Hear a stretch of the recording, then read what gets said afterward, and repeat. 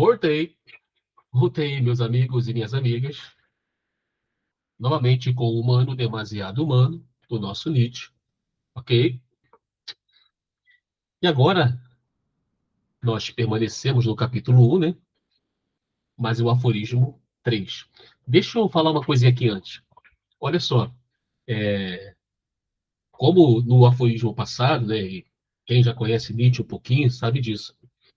Então, não existem fatos absolutos, verdades absolutas, inclusive o próprio Nietzsche, tá bom? O próprio pensamento de Nietzsche também não é uma verdade absoluta, porque seria uma autocontradição dele. Mas a proposta de Nietzsche é essa mesmo, de mostrar que é preciso checar nossos valores, nossas perspectivas existenciais, de maneira que possamos avaliar mesmo qual o valor do valor que nós estamos, que nós nos colocamos em submissão. Então a questão é essa, é saber se o que você coloca em como você se coloca em submissão, né? Que tipo de valor é esse que você se submete, que determina a tua existência? Será que ele valoriza a sua existência? Entendeu? Então a questão é essa. Então, o próprio Zaratustra dirá que é preciso superá-lo. Então, o humano demasiado humano não é uma escritura sagrada e nenhuma coisa que Nietzsche escreveu. É apenas um exercício da filosofia de uma forma extremamente livre, questionando tudo, medindo o valor de tudo, tá bom? Dito isso, vou aqui para a leitura do aforismo 3 do nosso capítulo 1 de Humano Demasiado Humano, ok? Vamos lá. O título do aforismo 3 é Estima das Verdades Despretensiosas. Então, vamos lá. É marca de uma cultura superior estimar as pequenas verdades despretensiosas, achadas com método rigoroso, mais do que os erros que nos ofuscam e alegram, oriundos de tempos e homens metafísicos e artísticos. No início, as primeiras são vistas com escárnio, como se não pudesse haver comparação. Umas tão modestas, simples, sóbrias, aparentemente desanimadoras. Os outros são belos, esplêndidos, encantadores, talvez extasiantes. Mas o que foi arduamente conquistado, o certo, o duradouro, e por isso relevante para todo conhecimento posterior, é afinal superior. Apegar-se a ele é viril e demonstra coragem, simplicidade, moderação. Aos poucos, não apenas o indivíduo, mas toda a humanidade se alçará a esta virilidade, quando, enfim, se habituar a uma maior estima dos conhecimentos sólidos e duráveis e perder toda a crença na inspiração e na comunicação milagrosa de verdades. É certo que os adoradores das formas, com sua escala do belo e do sublime, terão boas razões para zombar inicialmente. Tão logo a estima das verdades despretensiosas e o espírito científico comecem a predominar, mas apenas porque seus olhos não se abriram ainda para a atração da forma mais simples, ou porque os homens educados nesse espírito ainda não se acham plena e intimamente tomados por ele, de modo que continuam a imitar irrefletidamente as velhas formas. E isso bastante mal, como faz quem já não se importa muito com algo. Em tempos passados, o espírito não era solicitado pelo pensamento rigoroso, ocupava-se em urdir formas e símbolos. Isso mudou. A ocupação séria com o simbólico tornou-se distintivo da cultura inferior. assim como nossas artes mesmas se tornam cada vez mais intelectuais e nossos sentidos mais espirituais. E como atualmente julgamos, por exemplo, de maneira bem diversa da de 100 anos atrás, aquilo que é sensualmente harmonioso. Assim também, as formas de nossa vida se tornam cada vez mais espirituais. E para os olhos de épocas antigas, talvez mais feias, mas apenas porque não conseguem ver como o reino da beleza interior, espiritual, continuamente se aprofunda e se amplia, e em que medida, para todos nós, o olhar inteligente pode hoje valer mais que a estrutura mais bela e a construção mais sublime. Ok? Feita a leitura do aforismo 3, vamos passar para o comentário. Vamos entender o que Nietzsche quer dizer, né? Então, como sempre, vamos compartilhar aqui. Ah, compartilhando aqui com vocês. Ok, ok. Então, estamos aí de novo com Humano Demasiado Humano, né? Agora, o aforismo 3 do capítulo 1. Capítulo 1. Então, aforismo 3. Estima das verdades despretensiosas, as verdades simples, né? E aqui vale ressaltar, deixa eu ver se que é o título, né, do capítulo 1. Tá. Então, Nietzsche realiza um verdadeiro elogio do espírito científico e das pequenas verdades, das verdades simples, porém confirmadas, provadas, né? Opondo a sobriedade do rigor intelectual ao sedutor fascínio das ilusões metafísicas e estéticas. É o momento em que a honestidade da razão toma a frente do deslumbre poético. Aqui vale uma lembrança. Eu lembro de uma discussão entre um cientista ateu, acho que um biólogo, se não me engano, e um apologista cristão, certo? Esse apologista muito famoso, que é o William Lane Craig. Você deve conhecer. William Lane, L-A-N-E, Lane Craig. Ele costumava, não sei se ainda deve estar bem velho hoje, né?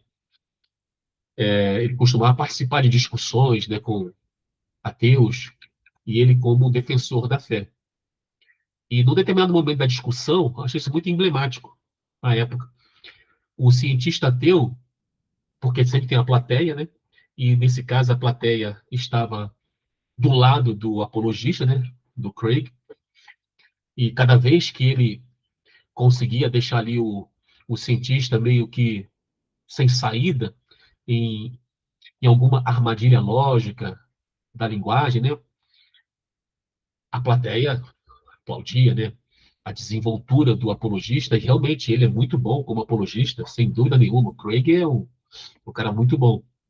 Mas aí é questão de linguagem, né? A linguagem capacita isso. Mas as armadilhas da linguagem faz com que o próprio método científico pareça meio que não muito confiável, vou dizer assim. Mas aí, num determinado momento, esse cientista fala assim: eu estou em desvantagem.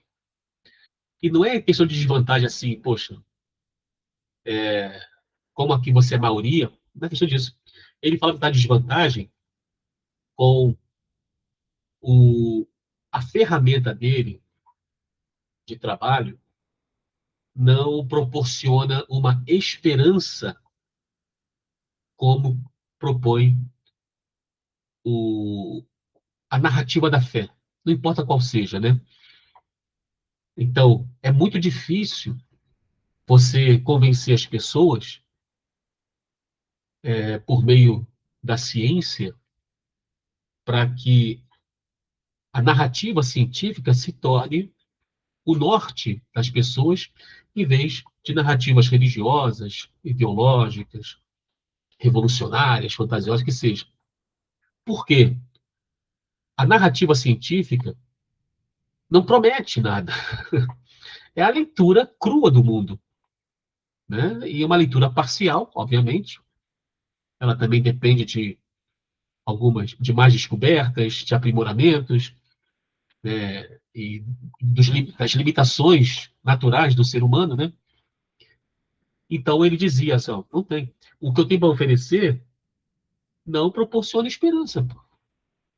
Então, não tem como eu ganhar de você. Eu posso até, de repente, fazer um ponto, dois pontos, três pontos, mas quando você trouxer alguma, alguma narrativa que enaltece a própria existência humana no mundo, como essa joia da existência, né, como eu falei no vídeo passado, como é que eu vou combater isso? Não tem como combater isso. E nem tem interesse em combater isso. A questão não é essa, entendeu? Nietzsche achava que era necessário superar essa mentalidade para que nós pudéssemos avançar. Não avançar em busca de um ideal, de uma finalidade.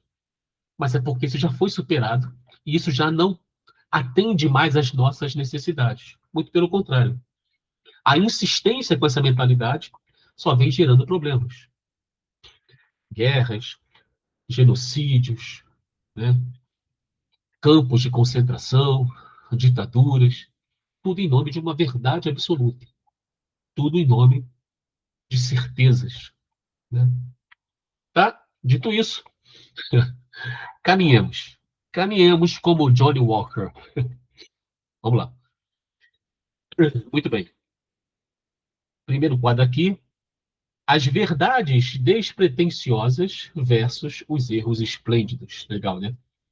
Então, Nietzsche diz que é marca de uma cultura superior estimar as pequenas verdades despretensiosas, achadas com método que rigoroso, mais do que os erros que nos ofuscam e alegram, oriundos de tempos e homens metafísicos e artísticos. É o que eu estava falando.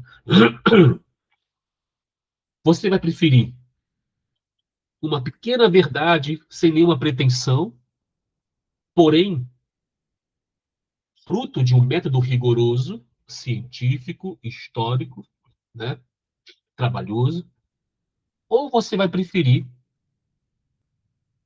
vamos dizer, uma verdade que não tem nenhuma comprovação que seja de fato verdade, porém ela proporciona uma alegria, uma esperança. Só que essa verdade, ela é oriunda de tempos metafísicos, artísticos. Qual que você vai preferir? Ao lembro desse cientista, né? É claro que vão preferir essa verdade de 2.000 anos, de 4.000, entendeu? Que por mais que você não tenha como comprovar que seja verdadeiro, ela, ela opera no indivíduo e nas massas uma satisfação existencial, né? Não fica difícil. Então, Nietzsche estabelece um critério claro de elevação cultural.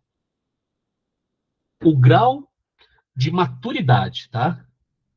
Maturidade de uma civilização mede-se pela sua capacidade de preferir pequenas verdades provadas e sóbrias a grandes mentiras consoladoras e deslumbrantes.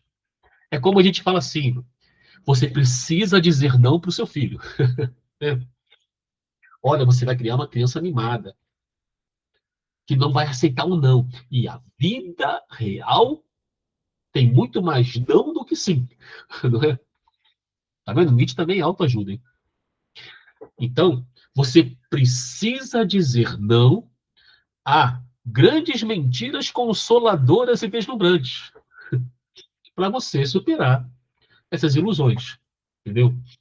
Então, Nietzsche vai entender o seguinte, que uma cultura com vamos botar assim, uma civilização com mais maturidade, que vem superando estágios infantis da civilização, né, da humanidade, pode ser medida justamente nesse momento em que você prefere pequenas verdades que foram provadas por meio rigoroso, trabalhoso. Eu prefiro essas pequenas verdades a essas grandes mentiras que nos alegram, nos, nos enchem de esperança, nos maravilham, mas eu prefiro aquilo ali, porque aquilo é provado. Uma outra coisa que eu lembro é do cinema, né? É um filme chamado Peixe Grande e Suas Histórias. Big Fish. Não sei se vocês já viram. Se não assistiram, recomendo. Tá? Um filme muito poético, né? Porque nesse filme, sem dar spoiler, né? Só uma introduçãozinha. Nesse filme tem o protagonista que inventa histórias. Então, ele é um grande peixe. Ele inventa histórias porque a vida real, ela é sem graça. Então, preciso criar histórias, poesia, para dar graça a essa vida. Então, ele constrói toda a sua existência em narrativas que ele vai contando a partir da realidade. Não é tudo inventado. Existe uma experiência vivida, só que essa experiência vivida é contada de uma forma mais poética, né? Mais encantadora. Aí tem o filho dele, que cresce conhecendo o pai da narrativa fantástica, né? E não o pai real.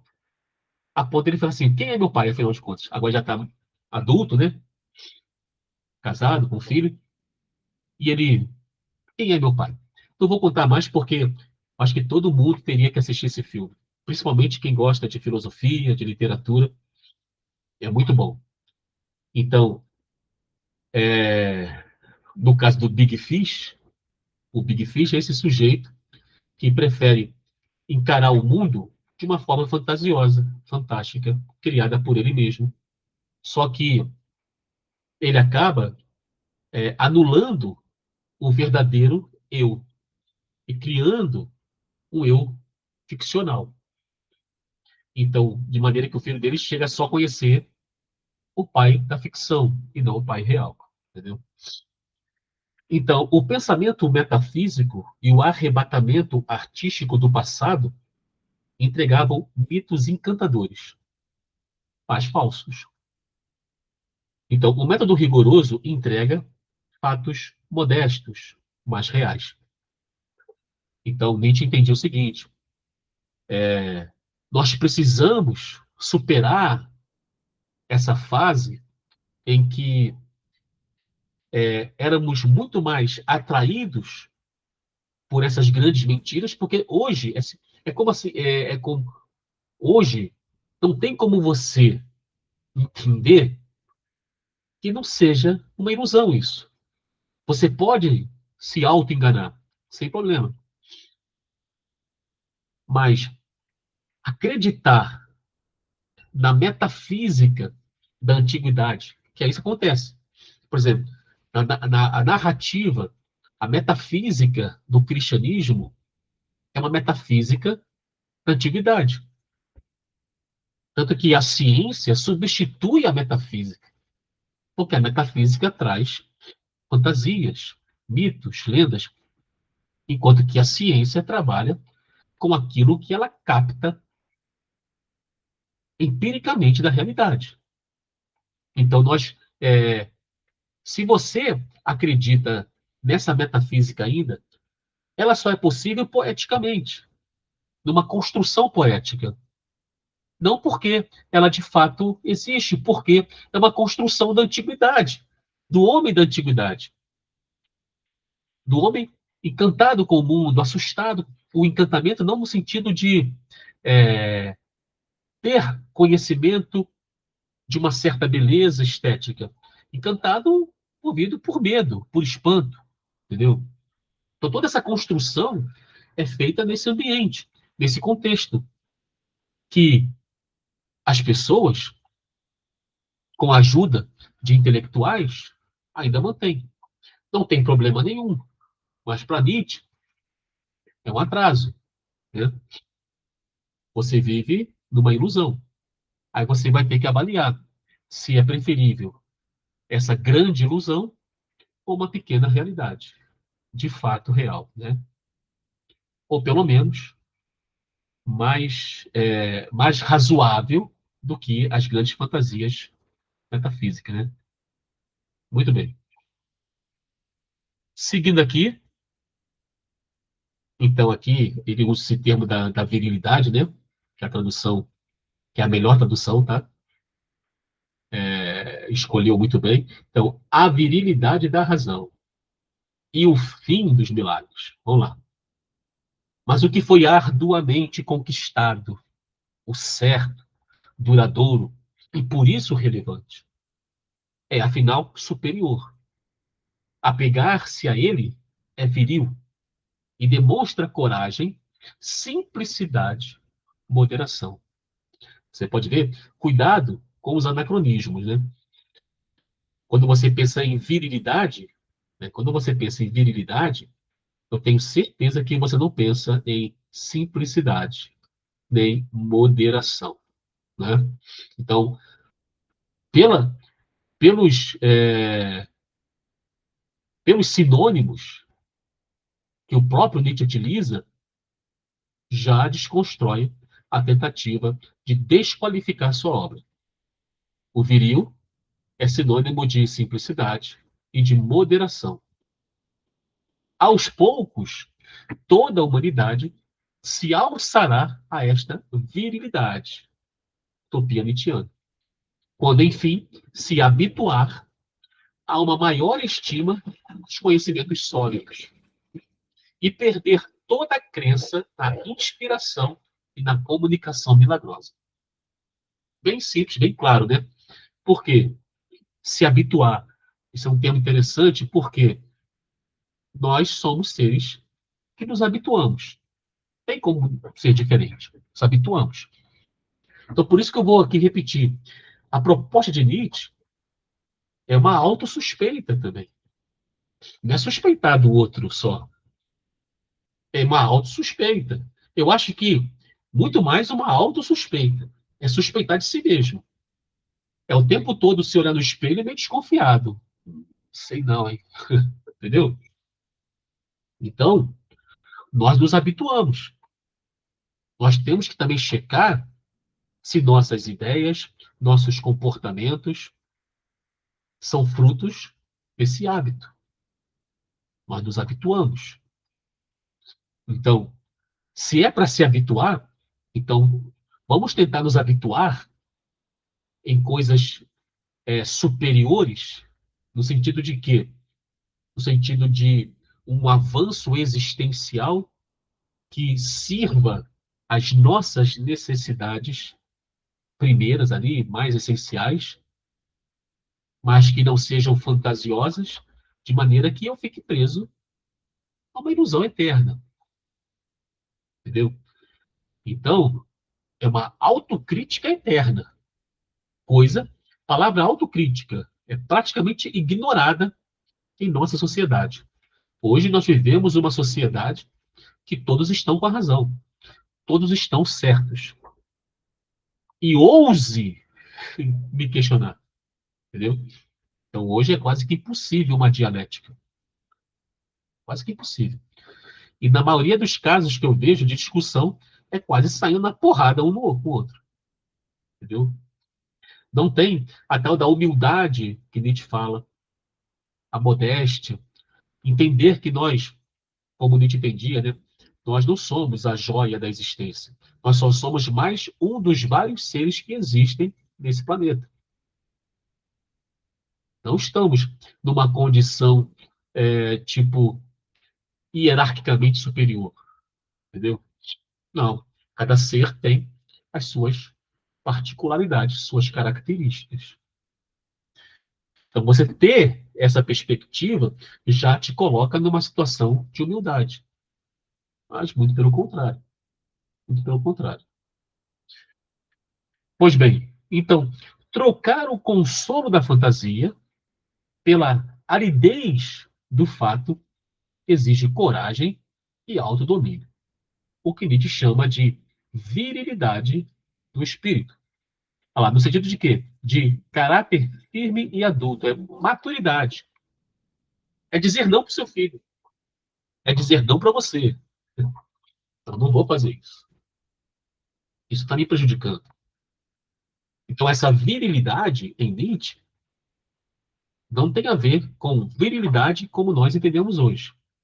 Ser viril é homem e mulher se posicionar com coragem, com moderação, simplicidade, diante do mundo real. Que é o mundo? O que é a existência? Eu vou continuar vivendo essa fantasia de homens antigos? Entendeu? Então, crescer. Então, o homem maduro recusa a revelação divina ou a inspiração mágica e aceita o trabalho duro e paciente da pesquisa. A força intelectual não está em abraçar grandiosidades ilusórias, mas em suportar a simplicidade de um fato demonstrado. Então, como eu sempre estou falando, você encontra isso em, em várias atividades políticas, não só na religião.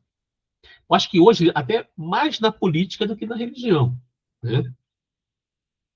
Nós vivemos uma época de política, mas de uma política não de um conhecimento político mais evoluído. Não, muito pelo contrário. Eu vejo grupos que estão no poder, que estão ali ainda enamorados com essas ideologias do passado que foram responsáveis pelas piores tragédias do século XX. Então, são pessoas que ainda acreditam naquilo ali. E o pior, elas estão no poder, dividindo o poder. Ora é um, ora é outro, e assim vai. Entendeu? Essa é a minha visão, tá? Cada um com a sua visão. Pois bem, seguindo aqui, a reação dos adoradores das formas, né? Ó, é certo que os adoradores das formas, com sua escala do belo e do sublime, terão boas razões para zombar inicialmente, mas apenas porque seus olhos não se abriram ainda para a atração da forma mais simples. Aqui a questão do artista, né, que se deixa levar pela grandiosidade da fantasia, né? Então, aqui, ó. Então, os defensores da arte tradicional e da religião costumam ridicularizar a ciência por considerá-la o quê? Fria. E realmente é. A ciência é fria. A ciência não quer te agradar, né? A ciência não tem esse objetivo. A ciência, o método. Não estou falando cientista. Tem muito pilantra. Assim como tem muitos pilantras pastores, padres, sacerdotes em geral, políticos, né? Perder de vista. Isso é do homem. Mas o método que o cientista tem que usar como sua escritura sagrada, vamos dizer assim, o método não tem nenhum interesse, nem objetivo de agradar o seu coraçãozinho, de satisfazer suas vontades. Não, não tem. Então ele realmente é frio. Cinzento e sem encanto, né? Sim. Então Nietzsche explica que essa zombaria vem de uma limitação do olhar. Quem só se aproxima pelo pomposo, pelo retórico e pelo grandioso, ainda não desenvolveu um gosto refinado para enxergar a elegância discreta e a beleza intrínseca de uma demonstração lógica ou de uma constatação científica precisa. Então, de novo, a questão do hábito, né? Você não tem os olhos, os sentidos familiarizados, habituados a uma, a uma nova perspectiva de compreender o mundo que não, não compactua com o engano e a ilusão das grandes narrativas metafísicas. Então você precisa se habituar a isso e perceber a beleza que tem nisso. De você, mesmo diante de uma pequena verdade, despretensiosa, muito simples, mas que ela foi provada como verdade, como realmente de fato. Então não existe beleza superior a você conhecer algo que é realmente aquilo de fato, entendeu? E que não está apoiado e não precisa estar apoiado em nenhuma ideia transcendente, entendeu? Maravilhosa, encantadora, para poder enganar a pessoa a crer que aquilo seja verdade. Então é tipo um golpe, vamos dizer assim. Então, eu te prometo um mundo maravilhoso, mas só que você tem que depositar R$ 1.000 para dar.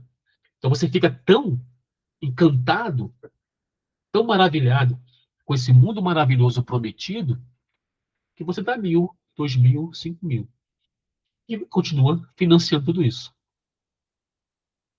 Então, Nietzsche fala, é muito mais belo você, diante de uma verdade bem menor, muito mais simples, sem nenhum tipo de pretensão e sem apoio nenhum, mas simplesmente porque ela é provada, então ela se torna intrinsecamente bela.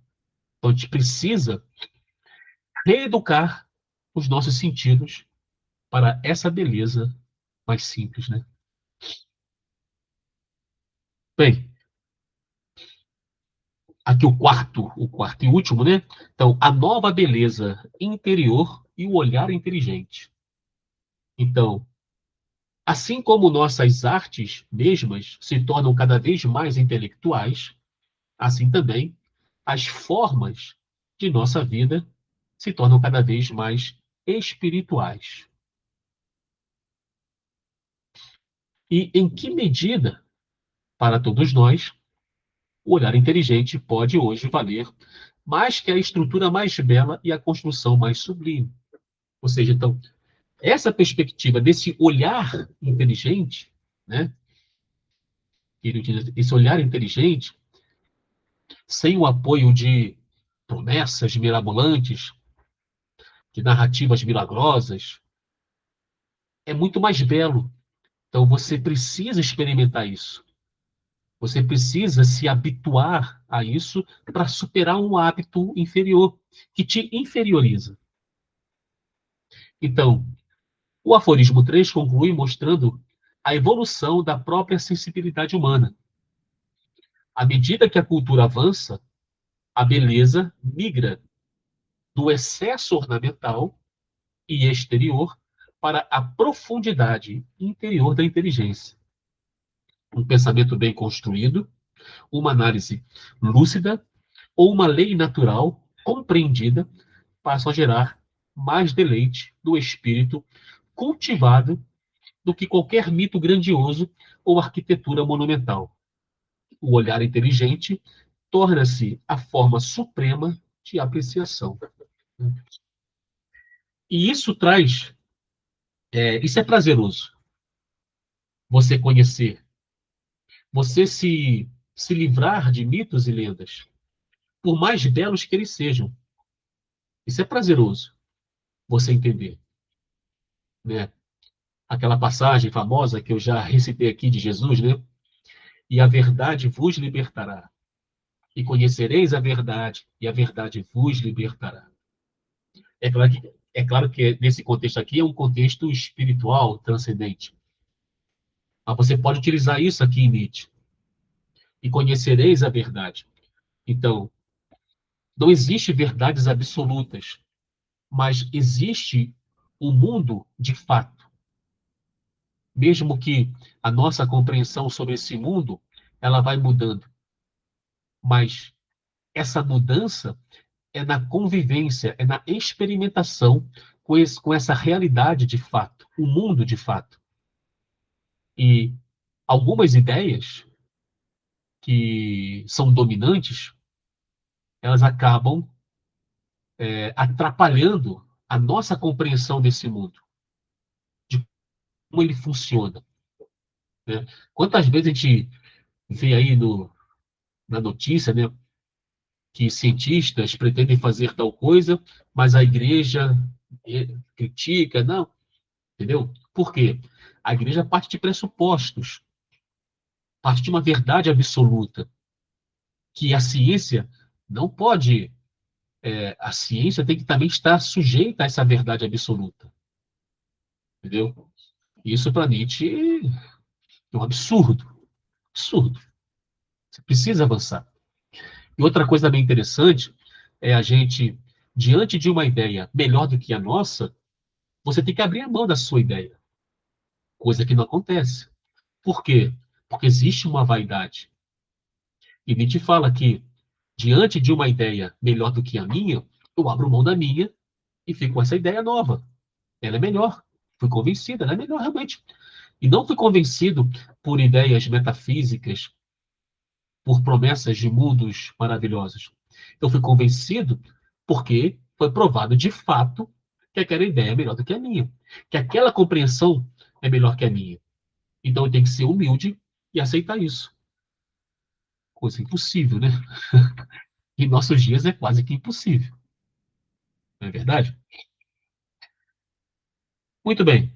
Então, a guisa de conclusão, então, a marca de um espírito maduro, cheio de virilidade, é a coragem de preferir verdades pequenas, modestas e comprovadas às ilusões grandiosas e encantadoras da metafísica. A ciência exige abandono do pensamento mágico em prol de uma nova beleza, a elegância e a nobreza do olhar inteligente. E aqui, novamente, a estrela é o corpo, é o físico. Porque quando a gente fala assim, do olhar inteligente, esse olhar que não se sujeita a ideias metafísicas, ele traz, ele traz a importância para si, para o homem, para mim, para você, entendeu? Sem as muletas metafísicas. Então, você, rigorosamente, trabalhosamente, exaustivamente, você vai em busca dos fatos, não de fatos absolutos, mas de fatos que me fazem superar fatos ilusórios. Entendeu? Eu vou em busca de verdades que me ajudem a superar verdades fantasiosas, absurdas. Ok, meu povo? Aí fica a questão. Quem quiser dar um print aí, fica à vontade. Mas eu vou colocar lá nos comentários, tá? Na sua visão, porque muitas vezes achamos tão difícil abrir mão de uma narrativa bonita ou de uma certeza confortável em favor de um fato simples, mais árido e desprovido de encanto, né? O que nós conversamos, né? Então, para refletir aí, ok? Então, ficamos por aqui com mais esse comentário e volto no aforismo. O próximo vão ser dois aforismos, eles são menores, né? Vai ser o aforismo 4 e o 5 juntos, ok? Então, até a próxima. Em pé.